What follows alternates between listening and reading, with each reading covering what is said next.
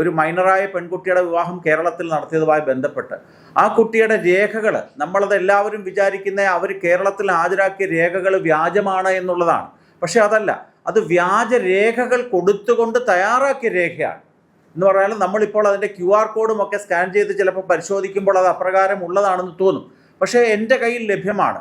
ദേശീയ പട്ടികവർഗ കമ്മീഷന് ഈ കുട്ടിയുടെ പ്രസവം നടന്ന MCH എന്ന് പറയുന്ന മഹേശ്വറിലെ ഹോസ്പിറ്റലിലെ പ്രസവത്തിൻ്റെ പ്രസവിക്കുന്ന സമയത്ത് ഡോക്ടർമാരും നേഴ്സുമാരും തയ്യാറാക്കുന്ന ഒരു രേഖയുണ്ട്.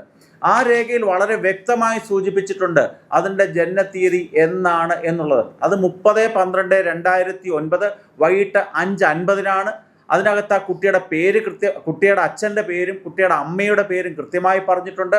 ലടുക്കി പെൺകുട്ടിയാണ് ജനിച്ചതെന്ന് പറഞ്ഞിട്ടുണ്ട്. ആ കുട്ടിയുടെ തൂക്കം 2 കിലോ 100 ഗ്രാം ആണെന്ന് പറഞ്ഞിട്ടുണ്ട്. പ്രസവിച്ച സമയത്ത് ആ കുട്ടിയുടെ മാതാവ് 34 ആഴ്ച പ്രായമുള്ള ഗർഭമായിരുന്നെന്ന് പറഞ്ഞിട്ടുണ്ട്. സിസേറിയൻ ആണെന്ന് പറഞ്ഞിട്ടുണ്ട്. വളരെ വ്യക്തമായ രേഖകളുണ്ട്. അതുകൊണ്ടാണ് ദേശീയ പട്ടികവർഗ കമ്മീഷന് മധ്യപ്രദേശ് സർക്കാരിനോട് ഇവിടെ ഹാജരാക്കിയ ആ ബർത്ത് സർട്ടിഫിക്കറ്റ് റദ്ദാക്കണമെന്ന് പറഞ്ഞത്. ചുമ്മാതൊരു പട്ടികവർഗ കമ്മീഷൻ എങ്ങനെ പറയും? മനസ്സിലാക്കൂ, ഭരണഘടനാ ഭേദഗതി പ്രകാരം രൂപം കൊണ്ടൊരു സംവിധാനമാണ്. നേരത്തെ ദേശീയ പട്ടികജാതി പട്ടികവർഗ കമ്മീഷനായിരുന്നു. അത് പിന്നീട് ഭരണഘടനാ ഭേദഗതി പ്രകാരം പട്ടികജാതി കമ്മീഷനും പട്ടികവർഗ കമ്മീഷനുമാക്കി. അത് രാഷ്ട്രപതിയോടും പാർലമെൻറ്റിനോടും ആൻസറബിൾ ആയിട്ടുള്ളൊരു സംവിധാനമാണ്. കൃത്യമായിട്ടാണ് ആ രേഖയിൽ, എൻ്റെ ആ രേഖ ലഭ്യമാണ്. ആശുപത്രിയിലെ പ്രസവ സമയത്ത് ഡോക്ടർമാരും ചേർന്ന് തയ്യാറാക്കുന്നൊരു ഫോമുണ്ട്. സ്ത്രീകൾക്കറിയാം, പ്രസവ സമയത്ത് തയ്യാറാക്കുന്ന രേഖയാണ്. ആ രേഖയിൽ വളരെ കൃത്യമാണ് ആ സീരിയൽ നമ്പർ വരെ, ആ വർഷം നടന്ന പ്രസവങ്ങളുടെ സീരിയൽ നമ്പർ വരെ, അതിന് മുമ്പുള്ള പ്രസവത്തിൻ്റെ വിവരങ്ങൾ, അതിന് ശേഷമുള്ള പ്രസവത്തിൻ്റെ വിവരങ്ങളൊക്കെ ഉണ്ട്. അന്നേരം ഇത് തെറ്റിദ്ധാരണാജനകമായിട്ടുള്ള ഒരു സംഭവമാണ്. ആ കുട്ടി മൈനറാണ് എന്നുള്ളതിന് ആധികാരികമായ രേഖയുണ്ട്. അതിൻ്റെ അടിസ്ഥാനത്തിലാണ് പട്ടികവർഗ കമ്മീഷൻ്റെ റെക്കമെൻഡേഷൻ്റെ അടിസ്ഥാനത്തിൽ മധ്യപ്രദേശ് സർക്കാർ ആ ബർത്ത് സർട്ടിഫിക്കറ്റ് റദ്ദാക്കിയത്. അതേപോലെ തന്നെ ആ കുട്ടിയുടെ മാതാപിതാക്കളുടെ സംഭാഷണങ്ങൾ നമ്മുടെ ലഭ്യമാണ്. അവർ കൃത്യമായി പറയുന്നുണ്ട്, ഞങ്ങളുടെ ലടുക്കി മൈനറാണ്, പ്രായപൂർത്തിയായിട്ടില്ല എന്ന് വ്യക്തമായി പറയുമ്പോൾ കേരളത്തിൽ ഇപ്രകാരം എന്തിനാണ്, അത് തെറ്റാണ്, അത് പ്രായപൂർത്തിയായ കുട്ടിയാണെന്ന് പറയുന്നതിനകത്ത് എന്തർത്ഥമാണുള്ളത്? ഒരർത്ഥവുമില്ല. ഈ വിവാഹത്തിന് മുമ്പ് നടന്ന മിശ്ര വിവാഹമല്ല, ഇന്റർ റിലീജിയൻ വിവാഹം. ഇതിന് ശേഷം നടന്ന ഇന്റർ റിലീജിയൻ വിവാഹം ഏതൊക്കെയാണെന്ന അമ്പലത്തിലെ രേഖകൾ പട്ടികവർഗ കമ്മീഷൻ പരിശോധിച്ച് കൃത്യമായി തയ്യാറാക്കിയിട്ടുണ്ട്. ഒരു ഹിന്ദു ക്ഷേത്രത്തിലെ ഹിന്ദു മാരേജ് ആക്ട് പ്രകാരമുള്ള രജിസ്ട്രേഷനാണ് നടക്കേണ്ടത്.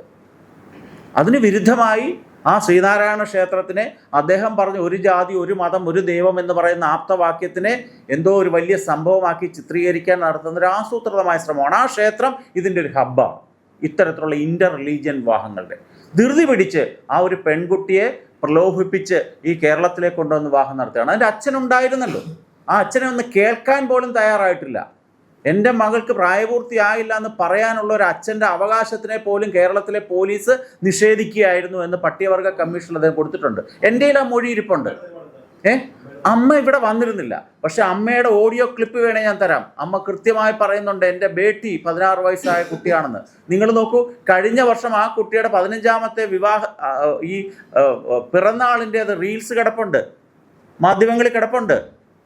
ഒരച്ഛനും അമ്മയും പറയുന്നതിനാണോ വില, ഇവിടുത്തെ ചിലർ പറയുന്നതിനാണോ? ഒരാശുപത്രിയിലെ പ്രസവരേഖയാണോ വലുത്, വ്യാജമായിട്ടുണ്ടാക്കിയൊരു സർട്ടിഫിക്കറ്റാണോ? വീണ്ടും പറയുകയാണ്, ആ കുട്ടിക്കെതിരെയല്ല, അതിനോട് സഹതാപം മാത്രമേ ഉള്ളൂ. ഇതിൻ്റെ പിന്നിൽ പ്രവർത്തിച്ച ചില ശക്തികളുണ്ട്. ആ ശക്തികൾ, അതിനകത്ത് ചില വ്യക്തികൾ, ഞാൻ പേഴ്സണലായിട്ട് പേര് പറഞ്ഞില്ല, എന്നെ നിരന്തരമായി വിളിക്കുകയാണ്, ആ പയ്യൻ പാവമാണ്, അവനെ ഉപദ്രവിക്കരുത്, അവന് യാതൊരു തീവ്രവാദി ബന്ധവുമില്ല. കാരണം എന്താണ്? ആദ്യത്തെ പരാതി കൊടുത്ത വ്യക്തി ഞാനാണ് കേരളത്തിൽ. ആ വിവാഹം മാർച്ച് 11 നടന്നു. 12 രാവിലെ വെളുപ്പിനെ 12:05 ആയപ്പോൾ ഞാൻ DGPക്ക് പരാതി കൊടുത്തു. 12:05 ആയപ്പോൾ തൊട്ടടുത്ത ദിവസം കൊടുത്തിട്ടുണ്ട് ആദ്യത്തെ പരാതി. പക്ഷേ കേരള പോലീസ് നാളെ വരെ പരിഗണിച്ചിട്ടില്ല. ഒരു മെയിൽ വന്നു, അത് ഇൻവെസ്റ്റിഗേഷനിലാണ് എന്നുള്ളത്.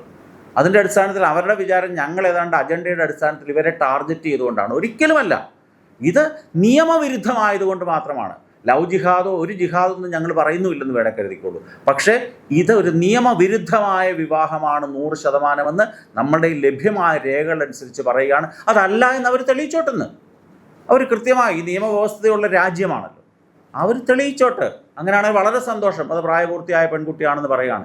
അല്ല എന്നുണ്ടെങ്കിൽ പോക്സോ ഉൾപ്പെടെയുള്ള മധ്യപ്രദേശിലെ പട്ടികവർഗവുമായി ബന്ധപ്പെട്ട നിയമങ്ങൾ അനുസരിച്ചുകൊണ്ട് കുറ്റവാളികൾക്കെതിരെ ശക്തമായ നടപടികൾ സ്വീകരിക്കപ്പെടുക തന്നെ വേണം.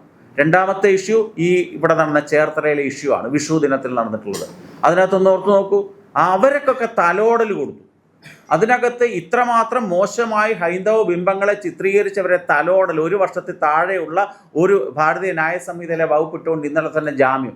അതിനെതിരെ പ്രതിഷേധിച്ചവർക്കെതിരെ വലിയ കേസാണ് എടുത്തിരിക്കുന്നത്. എനിക്ക് തോന്നുന്നു ഞാൻ ഉൾപ്പെടെയുള്ളവർക്കെതിരെ വലിയ കേസുകളും. എന്ന് വെച്ചാൽ അതിന് കുറ്റം ചെയ്തവർക്ക് തലോടലും അതിനെ പ്രതിഷേധിച്ചവർക്ക് തല്ലും കൊടുക്കുന്ന ഒരു നയമാണ് കേരള സർക്കാർ അവലംബിച്ചിരിക്കുന്നത്. അത് തീർത്തും അപലപനീയമായിട്ടുള്ളൊരു കാര്യമാണ്. ഇത്തരത്തിൽ ഹൈന്ദവ വിരുദ്ധമായിട്ടുള്ള എല്ലാ നടപടികളും കഴിഞ്ഞ 1 വർഷക്കാലത്തെ നിങ്ങൾ കേരള സമൂഹത്തിലെ ആ വിഷയങ്ങളൊന്ന് നോക്കൂ. പാദപൂജയുടെ വിവാദം, ഭാരതാംബയുടെ വിവാദം, ശബരിമലയിലെ കൊള്ളയുടേത്, നമ്മുടെ ട്രെയിനിൻ്റെ വന്ദേ ഭാരത് ട്രെയിനിൻ്റെ ഉദ്ഘാടനത്തിന് ഗണഗീതം പാടുക, ഈ നവകേരളം ലോട്ടറി ടിക്കറ്റ്. ഞാനൊരു 50 ഉദാഹരണങ്ങൾ കഴിഞ്ഞ 1 വർഷക്കാലം കേരളത്തിലെ ഹിന്ദു വിരുദ്ധമായ നടപടികൾ ചൂണ്ടിക്കാണിക്കാം. ഈ ഇരിക്കുന്ന മാധ്യമപ്രവർത്തകർക്ക് ആർക്കെങ്കിലും ആ നടപടി ശരിയാണെന്ന് പറയാനൊക്കെ ഇന്നലെ ആ ഉണ്ണികൃഷ്ണനെ ചിത്രീകരിച്ചത് ആർക്കെങ്കിലും സ്വന്തം മനസ്സ് ഏത് മതവും ആയിക്കൊള്ളട്ടെ, ഇതര മതവിഭാഗത്തിലായിരുന്നെങ്കിലോ?